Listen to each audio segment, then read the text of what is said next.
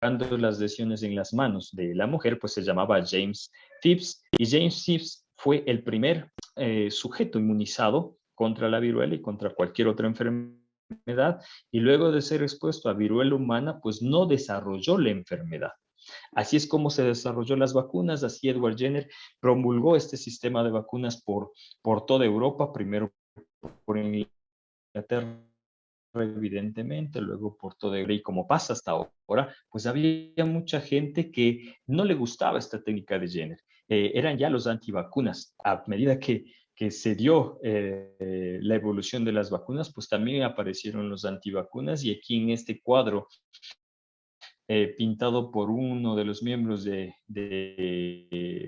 estos grupos antivacunas, decían que cuando Jenner aplicaba la inmunización a través de esta secreción obtenida por la infección de las vacas, pues la gente que era inmunizada o que recibía pues esta inyección podría tener apéndices vacunos, y pues hacía que la gente no aceptara el procedimiento de Edward Jenner, ¿no? Eran los primeros antivacunas, y como ustedes pueden ver en este cuadro se presenta a Edward Jenner con algunos científicos ingleses de esa época que con su vacuna intentaban hacer que estos personajes, estas personas que estaban en contra de la vacuna se alejen, pues la viruela dejaba muerte y desolación por muchas áreas de Europa. Pero ¿cómo funcionan en sí las vacunas? Pues como ustedes saben, existen muchas teorías avaladas por la ciencia en que definen cómo funciona una vacuna. Pues una parte de un organismo infeccioso pues es modificada, o el organismo infeccioso es atenuado, usualmente un organismo viral, y esta parte del organismo infeccioso o el organismo, una inyección, y las partículas del virus, en este caso, pues llegan hacia el sistema linfático, llegan hacia un ganglio linfático.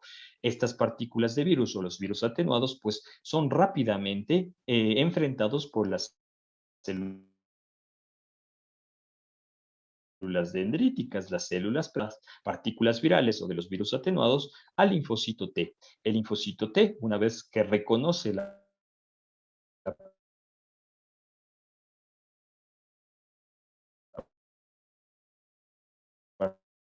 partícula viral o el virus atenuado, que tiene la capacidad de secretar anticuerpos contra el virus, y pues así se genera la respuesta inmunológica en un proceso de vacunación.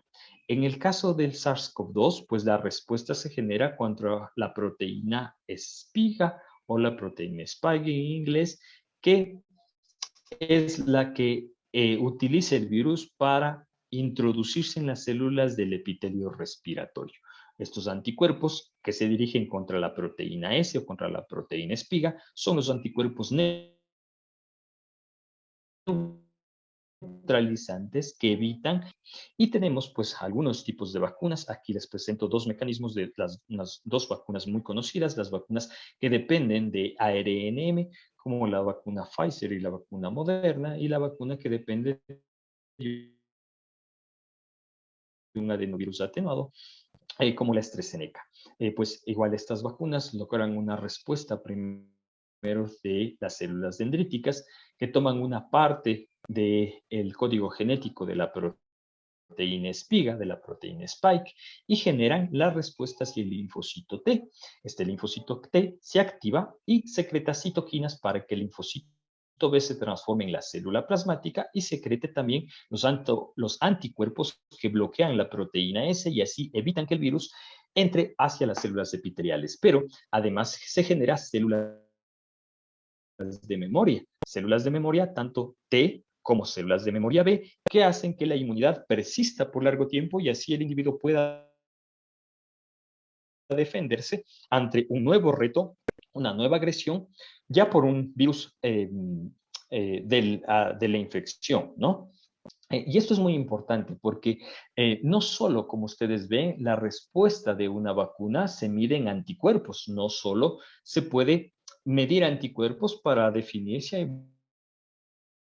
buena respuesta a una vacuna. También hay que memoria en linfocitos B de memoria que pueden responder nuevamente a una posible infección en un individuo ya vacunado. Entonces, esto es muy importante tomarlo en cuenta. Y ya se han definido en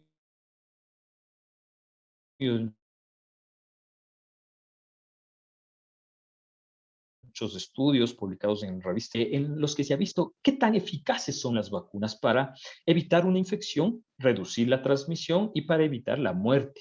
Como ustedes pueden ver, pues la gran mayoría de vacunas, casi todas las vacunas, tienen una alta eficacia para disminuir la mortalidad en los sujetos a los que se les ha inmunizado. Esto es muy, muy importante. Por ejemplo, vemos este estudio publicado en New England Journal of Medicine, febrero de 2021, donde se ve que el porcentaje de reducción de infecciones con la vacuna Pfizer en la población de Israel fue casi del 90%, importantísimo. Pero como hemos visto a lo largo de esta pandemia, pues el virus ha ido cambiando constantemente y se han desarrollado muchas variantes virales. Pues tenemos ya algunas variantes descritas, aquí no están todas, se han escrito muchas variantes, variantes de Inglaterra, variantes en la India, variantes en Sudamérica, en Norteamérica. Vemos aquí algunas, las más destacadas. Quiero tomar en cuenta, pues, la variante del Reino Unido de 1.1.7, que tiene un, una transmisibilidad muy aumentada comparado con el resto de las variantes, más del 50%. Además, quiero destacar pues las variantes encontradas tanto en Brasil como en Sudáfrica, que han aumentado la posibilidad de muerte, de letalidad en los individuos a los cuales pues sufren infección por esta determinada variante. Entonces, cada vez que va pasando el tiempo, pues el virus va cambiando, hay variantes nuevas que están surgiendo y que van a ser de la pandemia que estamos viviendo. Vemos pues la variante en Reino Unido, Sudáfrica y Brasil con la eficacia de las vacunas tomando en cuenta un porcentaje de reducción de infección. Miren ustedes, pues vemos vacuna Pfizer en un ensayo clínico, la posibilidad de evitar una infección reduce hasta el 95% y tomando en cuenta variantes Reino Unido, Sudafricana, el ensayo clínico inicial. Eso hay que tomarlo muy en cuenta.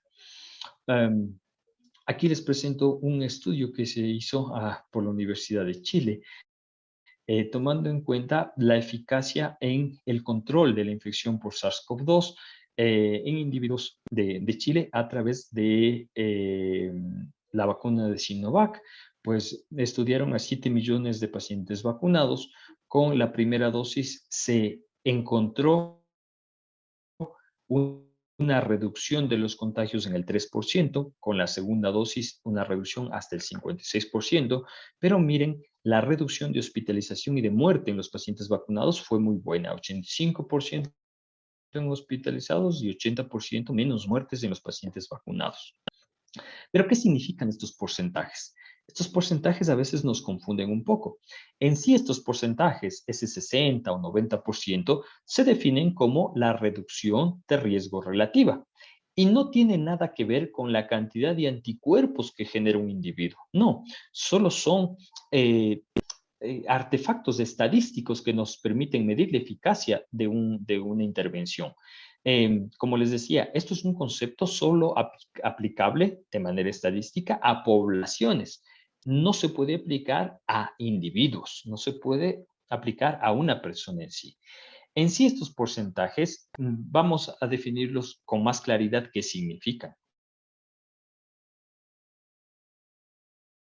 Vamos a hacer un ejemplo. Están vacunadas y personas que sí están vacunadas.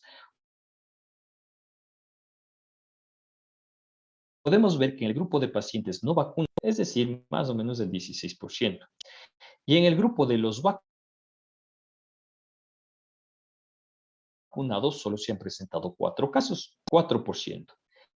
Se define riesgo como la probabilidad de tener la infección. Este riesgo será determinado de la siguiente manera. El riesgo de tener la infección en no vacunados es 16 entre 100, es decir, 0,16. Y el riesgo de tener la infección en vacunados es 4 entre 100, es decir, 0,04. Si en la población sin vacunar el riesgo es de 0,16 y en la población vacunada el riesgo es de 0,04, resulta que hemos reducido de una manera absoluta el riesgo 0,16 menos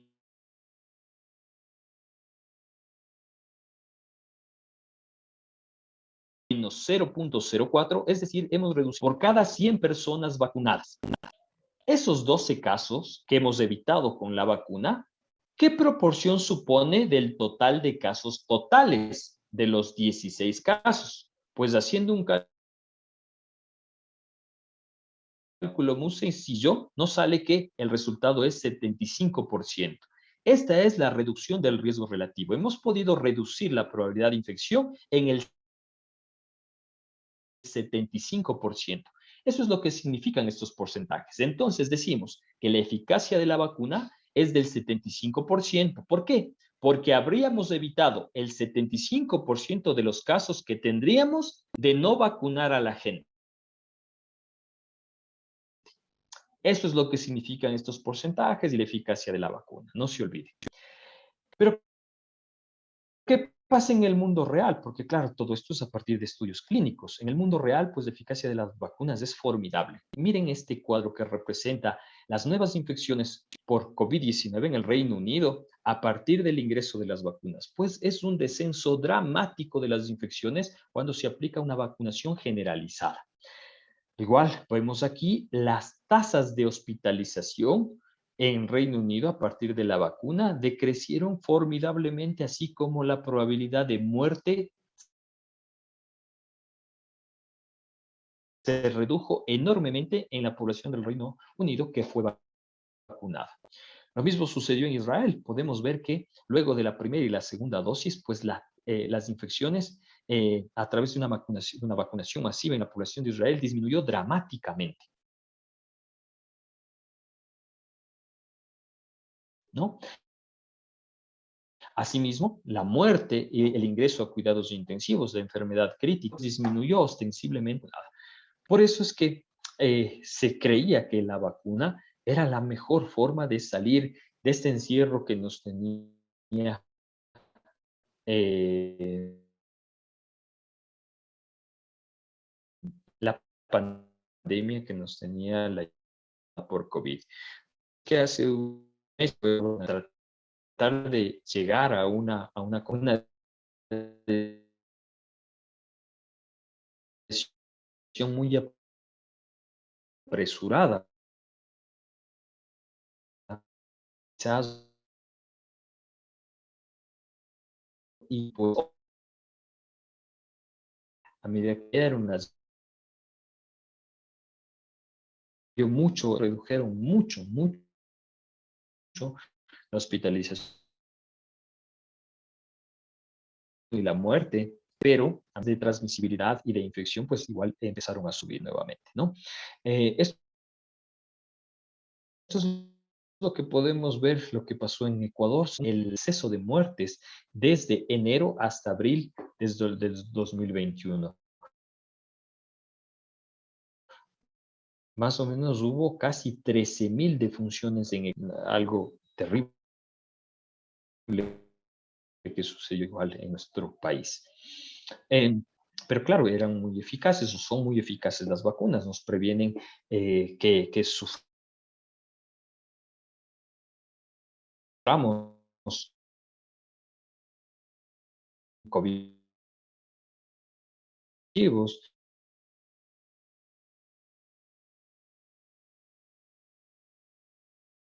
Ha habido en pacientes que tenían exposición al. Podemos ver el, el hecho de tener un evento, tenemos la enfermedad cuando tenemos el COVID-19. Con la vacuna, pues el riesgo de trombosis es muy bajo. Miren, inclusive es mucho más alto. Repitiendo o haciendo hincapié en lo que decía óticos que tenían pues los pacientes que sufrían de COVID, pues mucho más altos comparado con los que se vacunaban de COVID, ¿no? Haciendo una comparación, podemos ver que solo estar enfermo por COVID y estar en la UCI genera un riesgo de trombosis casi del 40%, comparado pues con la vacunación, que el riesgo de trombosis, a pesar de que está presente, pero es infinitamente despreciable. Son muy, muy pocos casos. Entonces, el beneficio de la vacuna pues supera ostensiblemente este riesgo ínfimo de sufrir algún evento adverso, en este caso como un evento trombótico. Entonces, claro, a medida que se dio la información de algunos casos de trombosis por las vacunas, empezó a haber gente que empezó a preferir una marca específica de la vacuna. Al final, pues, accedían rápidamente a la vacuna, estaban en mucho riesgo de infectarse por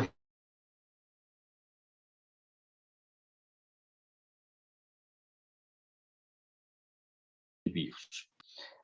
Por lo tanto, no quiero AstraZeneca, espero hasta otra, hasta otra vacuna que me llegue cuando la cosa es pues seria, cuando no podemos esperar y tenemos que rápidamente acceder a cualquier vacuna que disponga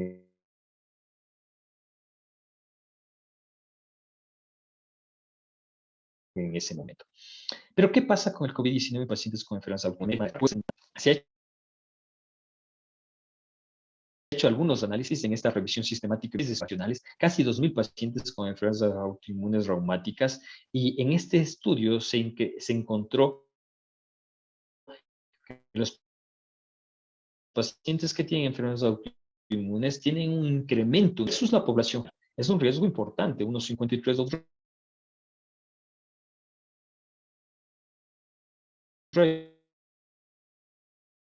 está significativo. Los pacientes que tienen enfermedad autoinmune tienen mayor riesgo de sufrir la infección que se hizo en el metaanálisis, es mucho más alta. Asimismo,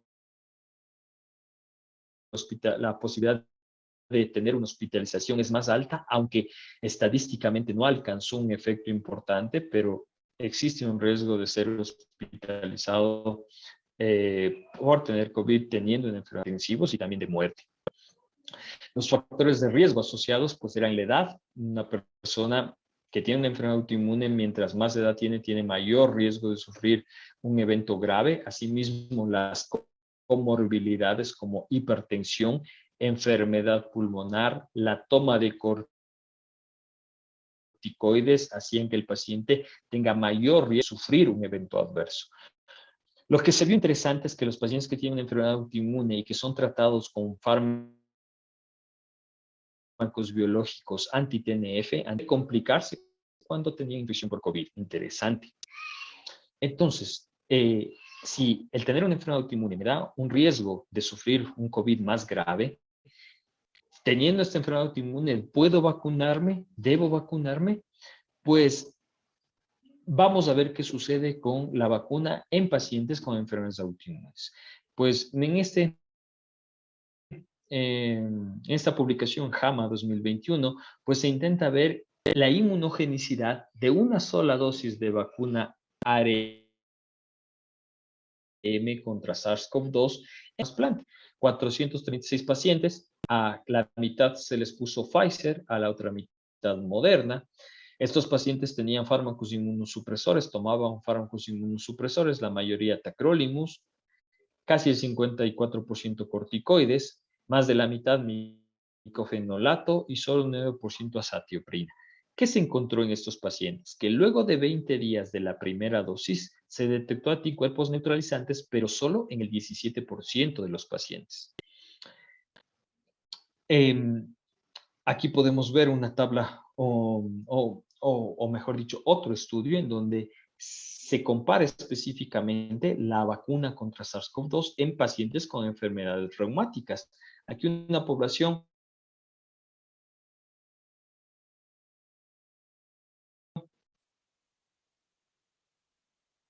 un poquito más enfermedades autoinmunes como artritis inflamatoria, lupus, síndrome de Sjögren, vasculitis sistémicas, pues en estos pacientes se observó pues que había una buena proporción de pacientes que tenían el desarrollo de anticuerpos luego de administrarse la vacuna.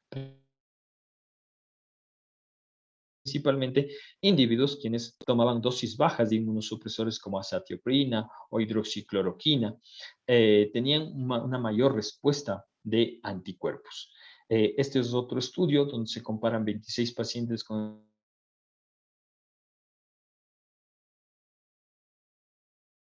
enfermedades autoinmunes y 46 pacientes controles de la segunda dosis ya. La gran mayoría de pacientes tenían artritis psoriásicas, artritis reumatoide, espondiloartritis, vasculitis, principalmente artritis de células gigantes, unos pocos casos de lupus. En estos pacientes, pues, se observó que los pacientes que tenían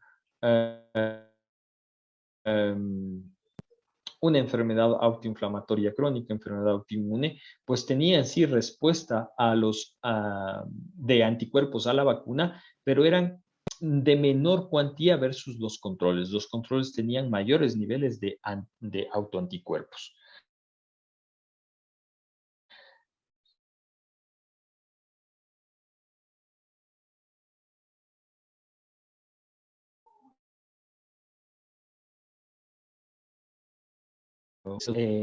Hizo una encuesta que le denominó VacoLup, vacuna en pacientes con lupus, encontró a 403 pacientes que tenían lupus y que recibieron la vacuna contra SARS-CoV-2. Miren, la mayoría pues tuvo Pfizer como su vacuna, el 32%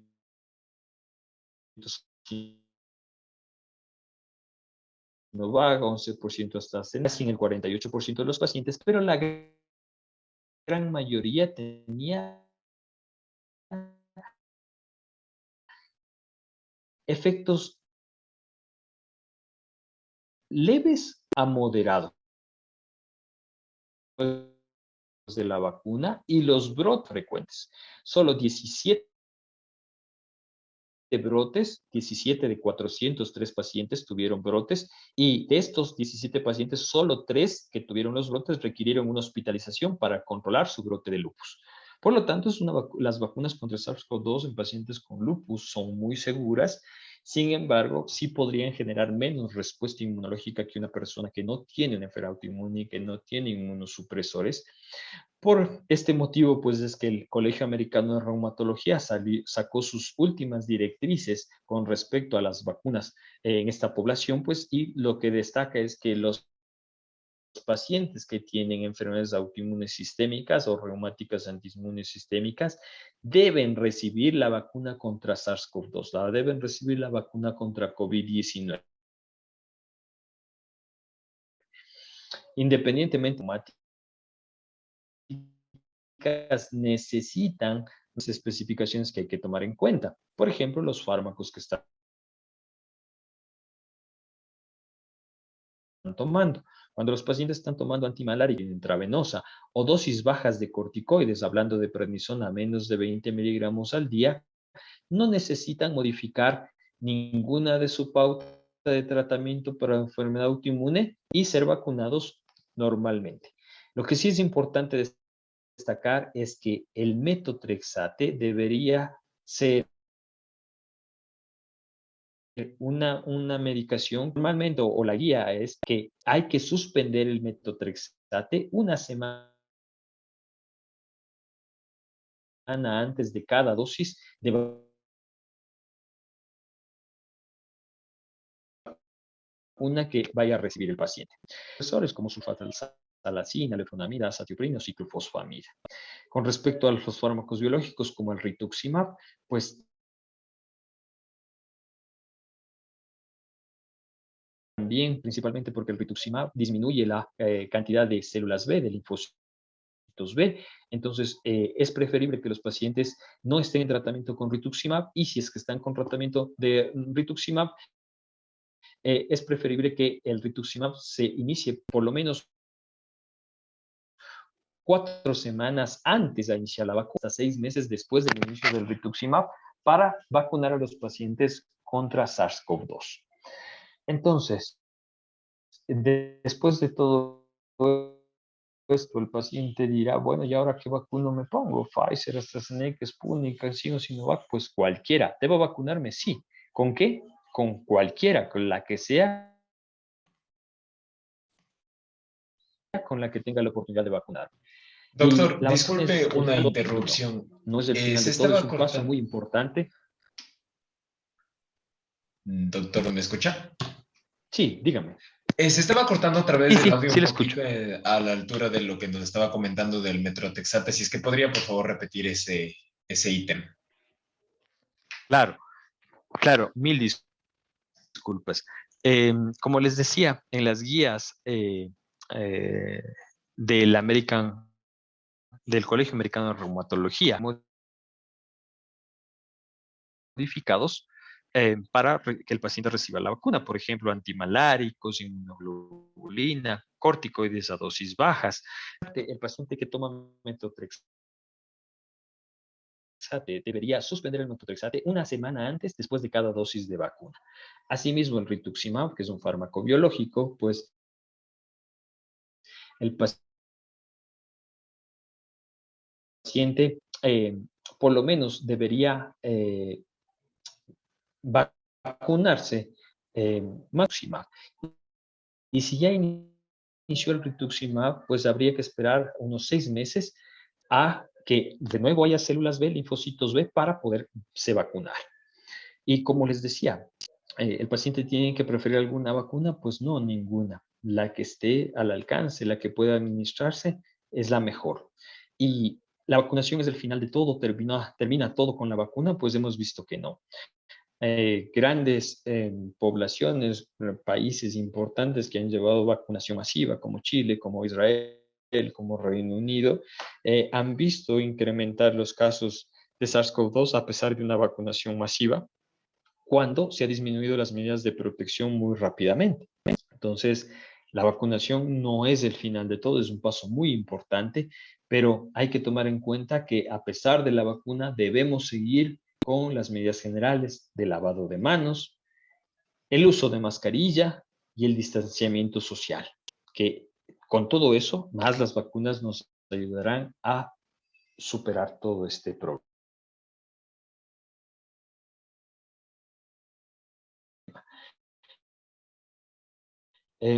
Solo para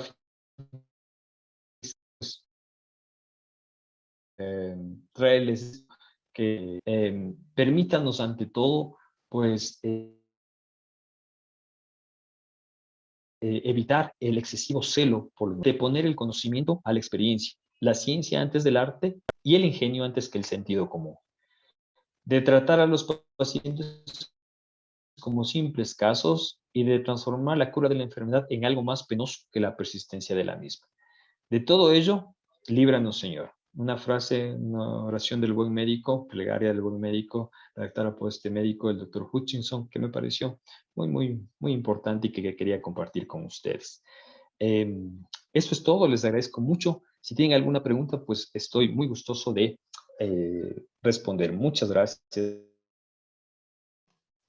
Nuevamente Muchísimas gracias, doctor, por su exposición. Un tema bastante importante, ya a que todos estos por su paciencia. pacientes, no se preocupe, doctor, ya que en estos pacientes justamente es bueno tener una idea si es que hay consideraciones adicionales en cuanto a qué esquema de vacunación debo seguir o si es que hay alguna contraindicación.